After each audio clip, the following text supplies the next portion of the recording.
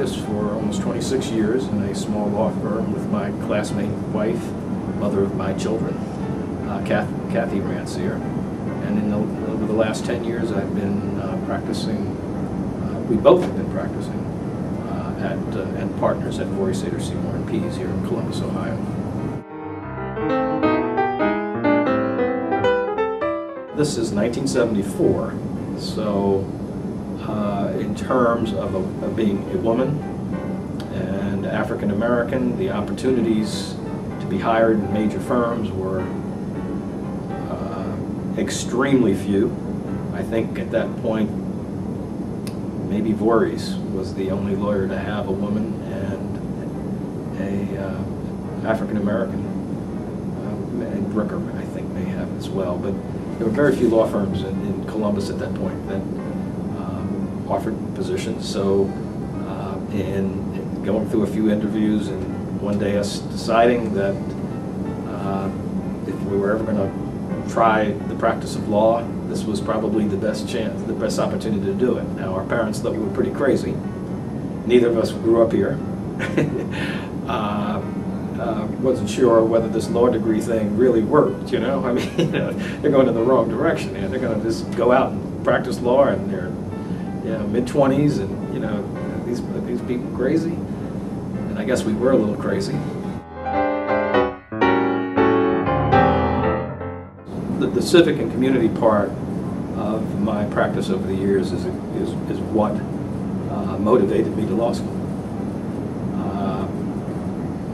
I was a child of the 60s. We had Vietnam, we had Watergate, we had a lot of things going on that was reshaping society. And I wanted to be part of that. And I thought being a lawyer would be helpful in doing it.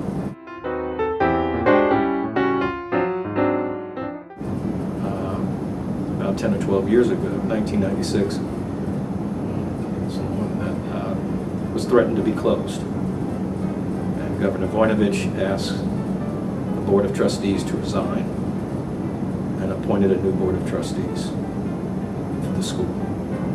And I was fortunate to be amongst those selected. Central State is a very, very important part of my life and something I certainly would not want to see fail. Probably my closest friend that I met at Central State, John Garland, we graduated from Central State together and Ohio State Law School together. John's career went into higher education, and when Central State was imploding, John was a vice provost and special assistant to the president of UVA. And John and I were on the phone every day.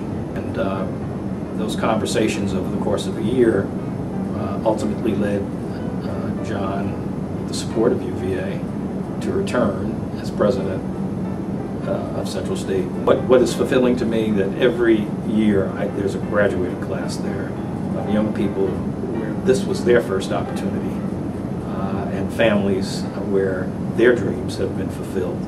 And to ever see that stop, I think, not only would be an injustice, but it's almost a crime.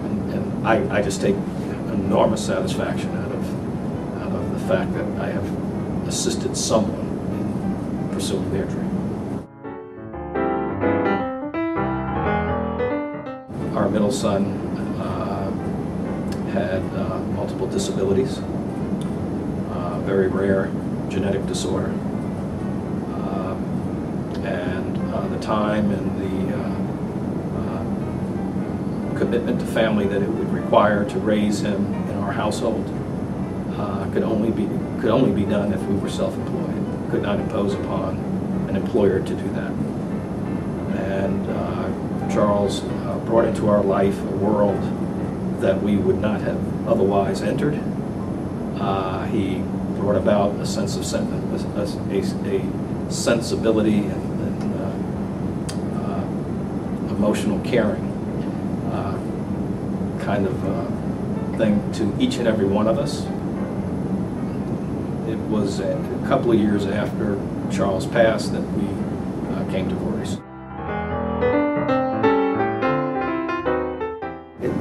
all of these things taking place, we were able to, have what I consider to be a very successful small practice of law. We were able to raise a family.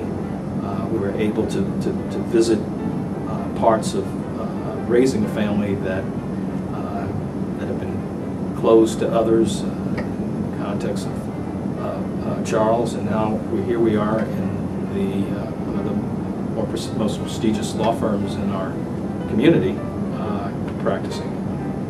Spent a little time with the city council. I mean, is there anything? Could there have been a better career? I couldn't have written this, and I certainly appreciate it, and I certainly have a enormous appreciation for the community that allowed all this to happen.